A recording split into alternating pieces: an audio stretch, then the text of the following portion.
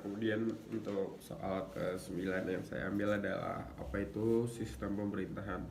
Jadi sistem pemerintahan adalah sistem yang terdiri dari berbagai macam komponen di mana tiap-tiap komponen menjadi satu kesatuan yang tidak dapat dipisahkan. Menjadi satu kesatuan yang utuh, masing-masing komponen menjalin kerjasama yang sangat kuat, memiliki ketertarikan satu sama lain yang pada pokoknya mempunyai satu tujuan. Sistem pemerintahan sesuatu negara pada umumnya akan memiliki satu sistem dan tujuan pokok yang sudah pasti, yaitu menjaga kestabilan negara yang bersangkutan. Sistem pemerintahan ini harus mempunyai suatu landasan yang kokoh, tidak bisa digoyahkan oleh suatu apapun. Sistem pemerintahan dari suatu negara harus dijauhkan dari sifat statis, karena nantinya sistem pemerintahan yang statis ini akan mengakibatkan kerugian tersendiri bagi pemerintah tersebut. Terlebih lagi jika tidak hanya statis melainkan juga absolut, nantinya akan ada protes dari masyarakat karena pemerintahannya akan dianggap memberatkan kaum minoritas alias rakyat kecil.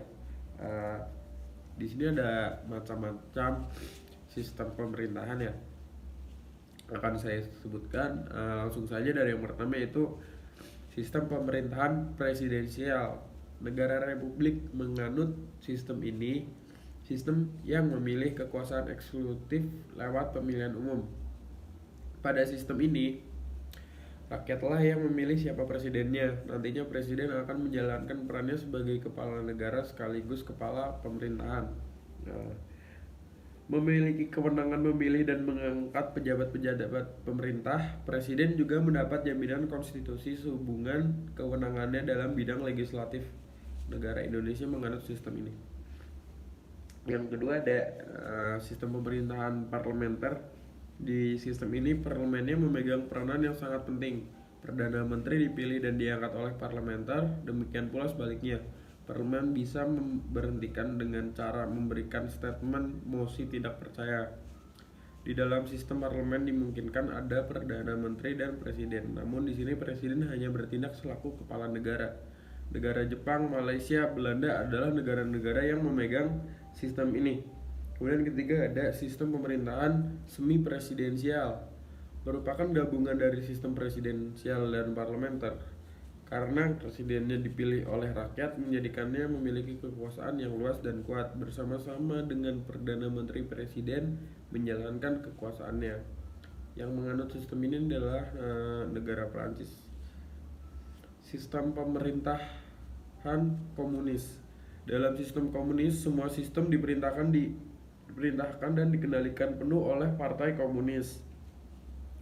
Partai Komunis ini bertindak anti kapitalis. Kekuasaan akan berlangsung secara penuh, tidak mengakui kepemilikan akumulasi modal pada suatu individu. Yang kelima ada sistem pemerintahan demokrasi liberal. Kebebasan individu sangat ditonjolkan dalam sistem ini. Demokrasi liberal disebut juga dengan demokrasi konstitusional. Individu akan dilindungi hak-haknya oleh undang-undang untuk konstitusi. Apapun keputusan yang diambil oleh pemerintah jangan sampai melanggar kebebasan individu. Amerika Serikat dan negara-negara persemakmuran menjalankan sistem ini. Yang keenam ada sistem pemerintahan liberal. Liberal di sini maksudnya adalah bebas dalam segala hal, persamaan hak-hak dan berpolitik. Sistem liberal sangat menentang keras adanya pembatas yang dilakukan oleh pemerintah dan agama. Mungkin sekian yang saya bisa jelaskan tentang sistem pemerintahan.